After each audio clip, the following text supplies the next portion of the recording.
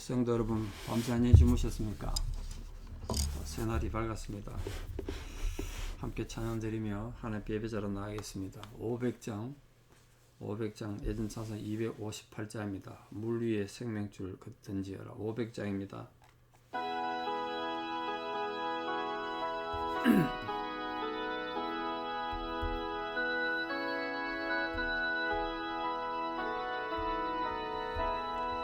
물 위에 생명줄 던지어라.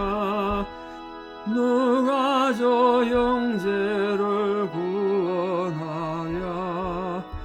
우리의 가까운 형제이니 이 생명줄 누가 던지려나.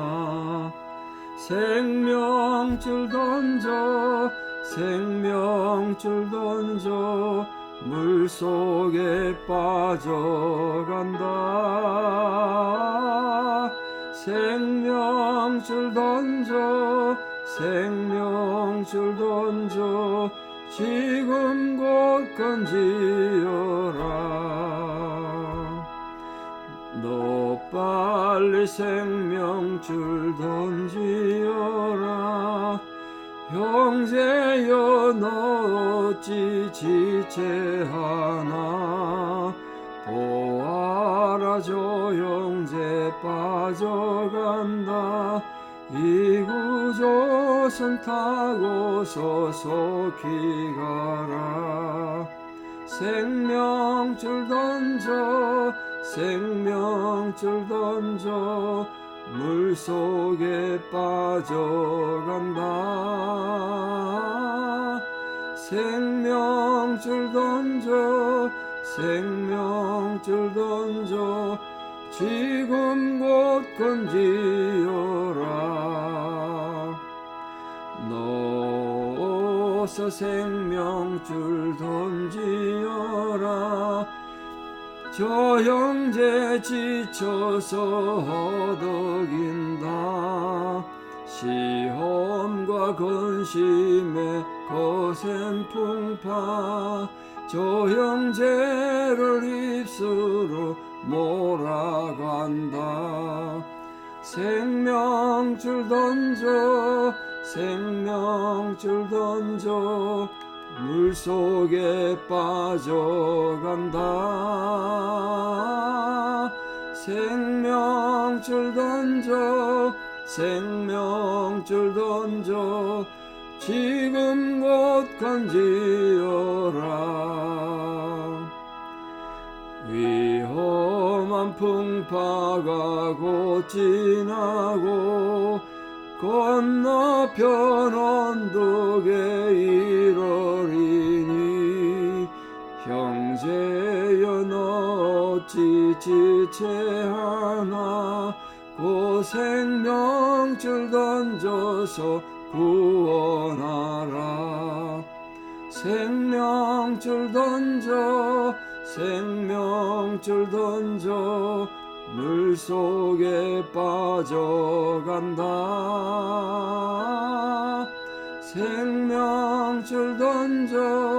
생명줄 던져 지금 곧 건지어라. 아멘. 신앙 고백 드리겠습니다. 나는 전능하신 아버지 하나님 천지의 창조주를 믿습니다. 나는 그의 유일하신 아들 우리 주 예수 그리스도를 믿습니다. 그는 성령으로 잉태되어 동정녀 마리아에게서 나시고 본디오 빌라도에게 고난을 받아 십자가에 못 박혀 죽으시고 장사된 지 사흘 만에 죽은 자 가운데서 다시 살아나셨으며 하늘에 오르시어 전능하신 아버지 하나님 우편에 앉아 계시다가 거기로부터 살아있는 자와 죽은 자를 심판하러 오십니다. 나는 성령을 믿으며 거룩한 공교회와 성도의 교제와 죄를 용서받는 것과 몸의 부활과 영생을 믿습니다. 아멘. 2023년 10월 3일 화요일 새벽 하나님 주신 말씀 사무엘상 16장 1절에서 5절입니다. 사무엘상 16장 1절에서 5절.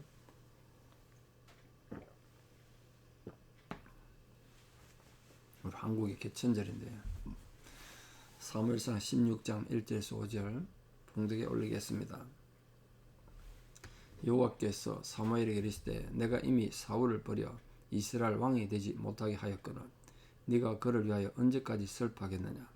너는 뿔에 기름을 채워 가지고 가라. 내가 너를 베들레헴 사람 이새에게로 보내리니 이는 내가 그의 아들 중에서 한 왕을 보았느니라 하시는지라. 사무엘이 이르되 내가 어찌 갈 수 있으리까.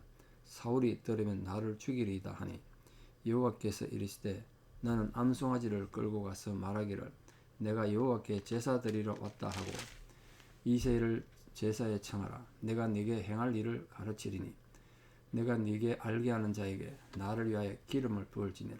사무엘이 여호와의 말씀대로 행하여 베들레헴에 이르매 성읍 장로들이 떨며 그를 영접하여 이르되 평강을 위하여 오시나이까.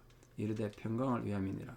내가 여호와께 제사를 하러 왔으니 스스로 성결하게 하고 와서 나와 함께 제사하자 하고 이새와 그의 아들들을 성결하게 하고 제사에 청하니라. 아멘. 이 사울 생애에 정말 서글프고 우리에게도 엄청난 타산지석의 교훈을 주는 말씀이 바로 이 말씀이 아닌가 싶습니다. 내가 이미 사울을 버려 이스라엘 왕이 되지 못하겠다. 인생 그럼 끝나는 거 아니겠습니까? 우리가 오늘도 이렇게라도 살고 예배 드릴 수 있는 것, 그렇게 여러분 은혜 중에 은혜라는 걸 기억하십시오. 내가 지금 환경이 좀 힘들고 어렵고 또 때로는 지금 육신의 질고로 병상에서 예배를 드린다고 해도 여러분 마음이 하나님께서 버리지 않고 그래도 예배자로 부르셨다는 거 얼마나 감사한 일입니까? 몸뚱이는 교회를 다니고 생각으로는 하나님 믿는다고 생각하면서도 하나님이 이미 버린 사람 없겠습니까? 저는 간혹 봤거든요. 정말 고민입니다. 걱정되죠. 오늘 사울 같은 사람 생각해 보세요. 몸은 높고 한나라 왕이었어요. 그리고 그 사람이 처음 시작할 때 얼마나 겸손했는지 제가 여러 번 말씀드렸습니다. 근데 하나님 버리니까 인생 끝나더라고요. 우리 그런 존재가 될까봐 저는 목사로서 그런 존재가 될까 두렵고 우리 모든 성도님들 그 부분에 대해서 민감하게 반응하셔야 됩니다. 이거는 뭐 육신이 병들어 죽는 문제가 아니잖아요. 하나님 그를 버리시면 이 땅에서 죽고 사는 문제가 아니라 영혼의 문제지 않습니까? 영혼의 문제. 근데 그거를 지금 다루는 문제니까 참 고민되죠. 자, 하나님께서 사울을 이미 버리고 사울 대신에 이스라엘 왕으로 사람을 준비했다. 이게 굉장히 중요한데요. 뭐 베들레헴 사람 이새의 집에 한 아들 중에 뭐 결국 거기 다윗이지만 그 집에서 한 아들을 택하겠다. 내가 지명할 사람이 그다. 이렇게 말했다는 게 굉장히 중요한 건데요. 사울은 어떻게 왕이 됐죠? 백성들이 원한 왕이었습니다. 백성들이 스스로 세워놔. 그러나 다윗은 애초에 하나님께서 하나님을 위하여 친히 세우신 왕이에요. 이 점이 굉장히 중요한 차이겠죠. 인간이 원해서 인간 스스로 세운 왕, 하나님께서 하나님의 나라를 위해서 세우신 왕. 비록 인간이 반역하고 왕이 반역하고 그랬더라도 하나님 그 나라를 버리지 않고 계속 왕정이 유지되면서 하나님 나라가 이 땅에 이루어지기를 원하셨어요. 그 포인트는 하나님 마음에 합당한 자가 누구인가. 하나님 그 중심을 보시고 사람을 세우겠다는 거 아닙니까? 하나님께서 이 사무엘의 슬퍼하는 사무엘을 책망도 하고 격려도 하시면서 뭘 갖고 베들레헴 가라 그랬습니까? 기름을 뿔에 채워 가지고 가라. 뿔에. 이 뿔은 소뿔 있지 않습니까? 그거 뒤집으면 그 컵 되잖아요. 컵 대용. 그래서 이스라엘 사람들 모두가 뿔 하나씩 갖고 다녔습니다. 왜? 여행할 때 그게 컵이 있어야 되니까. 어디든 물을 마실 때 컵을 썼습니다. 근데 사울에게는 병에 기름을 채워서 부었지 않습니까? 앞에 보셨습니다. 근데 그 사울 왕권이 튼튼하지 못할 것을 예정한 게 아닌가 뭐 이렇게도 생각이 됩니다. 뿔은 권위를 나타내거든요. 존경을 나타냅니다. 근데 다윗에게는 뿔에 기름을 채워서 부었다는 거예요. 그러니까 다윗 왕국이 튼튼할 것이고 다윗이 하나님 앞에 그렇게 분명하게 설 것을 상징한 겁니다. 실제로 예수님을 구원의 뿔이다. 구원의 뿔로 세우셨다고요. 거기 상징의 의미가 있죠. 하나님께서 사무엘을 책망하잖아요. 책망의 이유가 뭡니까? 하나님이 버려서 왕이 되지 못하게 한 그런 존재 놓고 슬퍼해봐야 네가 뭘 하겠냐는 거야. 그렇지 않습니까? 하나님도 버려서 지금 왕이 되지 못하겠는데 그 사람한테 가서 네가 뭐 회개하라고 말한다 되겠냐?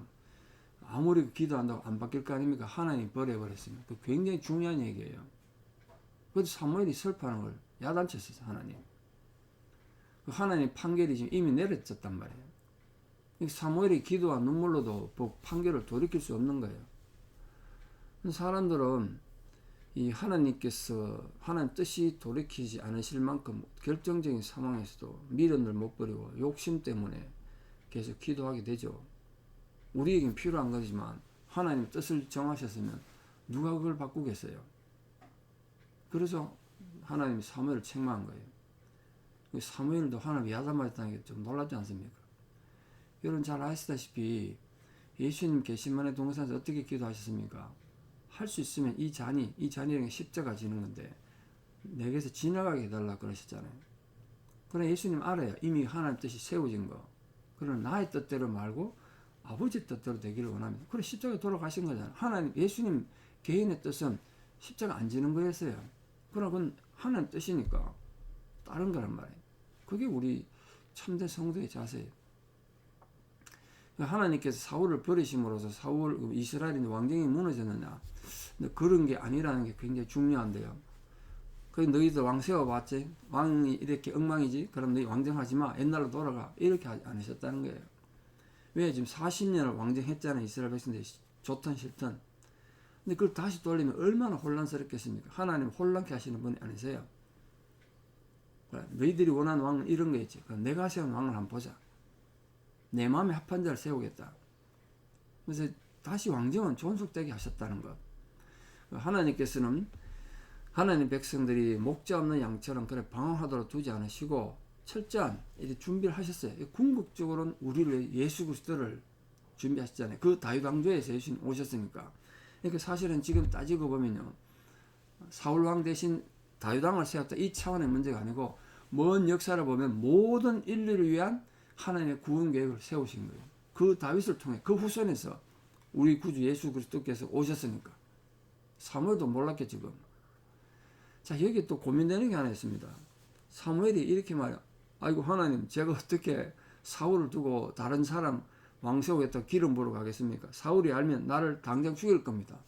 사무엘도 이제 사울을 두려워할 상황이 됐어요. 심각하잖아요. 사무엘조차도 사울은 두려워 이제. 말이 안 통하니까. 그런데 어떻게 보면요, 저도 어릴 때는 이게 참 이해가 안 됐는데 하나님께서 거짓말 시키잖아요. 하나님께서 거짓말 시킨 것 같아요. 그럼 네 제사드리러 왔다고 그러고 가면 되지 않냐? 이렇게 말했다는 거예요. 도대체 하나님 거짓말 하시겠어요?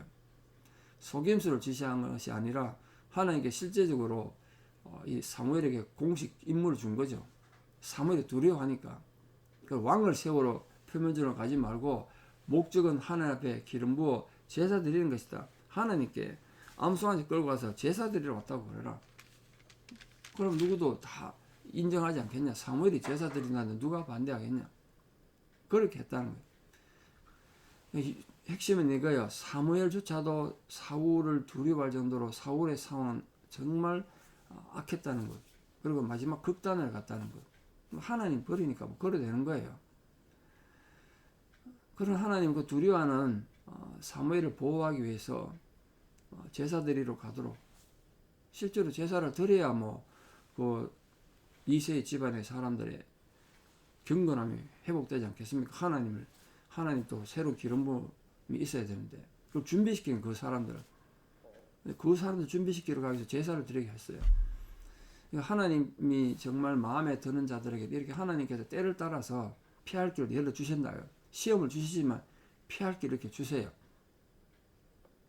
자, 사무엘이 다윗에게 기름 붓기 위해 가지고 이세의 가족들은 사실은 위험에 빠졌습니다. 그렇지 않습니까?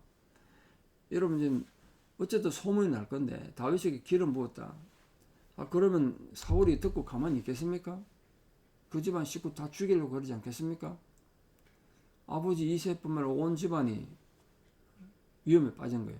실제로 온 가족들이 나중에 어려움을 겪고 피난도 다니고 그래야 했습니다. 그런데 이 다윗에게나 다윗 가문에게는 참 고통스러운 일이었지만 그 과정을 통해서 이스라엘의 영원한 성군 다윗이 세워진 거예요. 하나님께서 한 왕을 세울 때 그냥 쉽게 세운 게 아닙니다. 사울이 왕 될 때랑 전혀 다른 방법이잖아요. 전혀 다른 또 상황이고, 사울이 왕 될 때야 뭐 일부 사람들이 사울을 인정하지 않은 사람도 있었지만 모든 사람들이 환영하고 이렇게 했는데 다윗은 그렇게도 왕이 못 됐어요. 하나님 이렇게 택한 자를 고통력 훈련시키는 거예요. 아마 저는 이렇게 생각해요. 그때 그 상황에서 그대로 다윗이 왕이 됐으면 다윗도 사고 쳤을지 몰라요. 사실은 나중에 바세바 사건으로 사고를 치잖아요. 근데 최소한 7년을 죽을 고생을 하거든요. 다윗이 광야에서 죽을 위기를 많이 겪는단 말이에요. 그 환란을 통해서 훈련이 된 거예요. 진짜 왕으로 훈련돼요. 이 환란 가운데 있는 우리 모든 성도인들이 절망하거나 분노하지 말고 인내해야 되는 이유는 그 환란이 나를 하나님 견고한 백성으로 훈련시키고 연단한다는 사실을 잊지 마십시오. 자, 이 베들레헴으로 드디어 사무엘이 갔습니다. 베들레헴 장로들이 떨며 영접했습니다. 이유는 베들레헴은 유대 땅 베들레헴아 네가 가장 작지 않다고 말을 하고 위로해야 될 정도로 이스라엘 전역에서도 저 변방의 시골이에요. 그런 시골 마을에 사무엘이 올 일이 없단 말이에요. 그 사무엘이 왔다는 건 자기들한테 무슨 하나님 진노를 전하러 오든지 엄청나게 책망이 있어서 오든지 그거 아니고는 올 일이 없다고 생각한 거예요. 이 베들레헴 지역에 불법과 죄악을 하나님 심판하시고자 하나님 사람이 오셨는가 뭐 그렇게 걱정했다는 거예요. 근데 그 하나님 권위가 오니까 두려움을 느끼는 사람들이. 그러나 예수님으로 인해서 우리에게 하나님 사랑이 오면 두려움을 내줬죠. 사랑 안에는 두려움이 없으니까. 그게 사무엘이 그들을 위로하는 거죠. 내가 너희를 책망하고 심판하기 위해서 온 것이 아니라 제사드리러 왔다. 그러니까 사람들이 이제 안심한 거죠. 제사드리러 왔구나. 근데 이 성결을 하게 하기 위해서, 그들을 성결하게 하기 위해서, 이게 목적이죠. 이 엄숙한 인명하는 제사가 있기 전에, 다시 말해 기름 붓기 전에 제사를 먼저 드렸다는 게 중요해요. 그래서 이세 집안 모든 사람들, 누가 지금 왕이 될지 모르니까 모든 사람들을 제사에 불러서 초대해서 우리말로 예배를 오게 해서 예배 가운데서 하나님 앞에 성결케 한 거죠. 자기 죄를 돌아보고 회개할 게 회개하고 거룩하게 했단 말이에요. 지금 우리도 이렇게 예배가 중요합니다. 예배를 여러분 어떤 하나의 과정이나 관람하는 예배 보는 그런 참관자 입장이 아니라 여러분이 나의 예배를 드린다는 걸 절대 잊으시면 안 됩니다. 왜? 그 예배를 통해서 하나님 앞에 나의 성결함이 회복되니까. 모든 예배 가운데 여러분이 그 예배의 정신과 하나님에 대한 올바른 자세가 있어서 여러분 마음이 성결하게 됨으로써 하나님과 깊은 교제를 이루고 그 교제가 회복되고 하나님께서도 우리를 거룩하게 들어 쓰실 수 있는 귀한 하나님의 능력이 우리 모든 성도님들에게도 또 우리 자녀들에게도 임하는 은혜가 있기를 진심으로 축원합니다. 기도드리겠습니다. 참 좋으신 아버지 하나님, 역사의 주관자가 되신 하나님께서 사무엘을 불러 이스라엘의 새로운 왕을 계획하셨습니다. 인간들은 인간의 생각에 머물러 있지만 하나님은 언제나 인간 계획 너머에 계심을 다시 고백합니다. 하나님께서 이미 버려 왕이 되지 못하셨다는 사울은 여전히 최고의 권력자였습니다. 그러나 우리가 놀랍게 참 두려운 마음으로 고백합니다. 우리들이 하나님이 마음에 버려서 더 이상 하나님 백성 되지 않게 할까봐 참 두려운 마음이 있습니다. 우리 모든 형편과 처지를 주께서 돌아봐 주시고 그런 비극은 생기지 않도록 우리 중심이 언제나 하나님 앞에 바로 서 있는 겸손하고도 정직하며 온유한 하나님 백성들로 살아가게 도와주시옵소서. 오늘 이 하루의 삶 속에도 지금 모든 성도에 처해 있는 그 상황에 사랑 가운데는 두려움이 없다 하셨사오니 그 사랑의 마음으로 모든 성도들 위로해 주시고 오늘 사무엘을 통하여 이새의 집안을 성결케 하기 위하여 기름 붓고 제사 드리게 하셨던 것처럼 우리에게도 예배의 정신이 바르게 살아 있어서 하나님을 향하여 올바른 마음과 올바른 헌신을 하며 나아가는 거룩한 백성들 되게 도와주시옵소서. 우리 입술과 생각과 모든 감정이 하나님이 보시기에 인정할 수 있는, 결코 하나님이 버려서 하나님 백성 되지 못하는 그런 비극의 주인공이 되지 않도록 오늘도 철저히 우리 자신을 겸손히 낮추고 말 한마디라도 행동에 조심하며 하나님 거룩한 백성으로 살아가는 우리 모든 성도들 될 수 있도록 은혜 위에 은혜를 더하여 주시옵소서. 이제는 우리 주 예수 그리스도의 은혜와 하나님 아버지의 만극하신 사랑과 성령님의 위로 교통 역사하심이 오늘도 하나님 앞에 인정받고 하나님의 거룩한 기름 부으신 가운데 살아가기를 결단하는 사랑하는 성도님들의 신앙의 고백 위에 또 우리 사랑하는 모든 자녀들 삶 위에 이제부터 영원토록 함께 하시옵기를 간절히 축원합니다. 아멘. 여러분 오늘 하루도 하나님 기름 부으신 가운데 예배의 정신으로 살아가는 우리 모두 되기를 축복합니다. 감사합니다.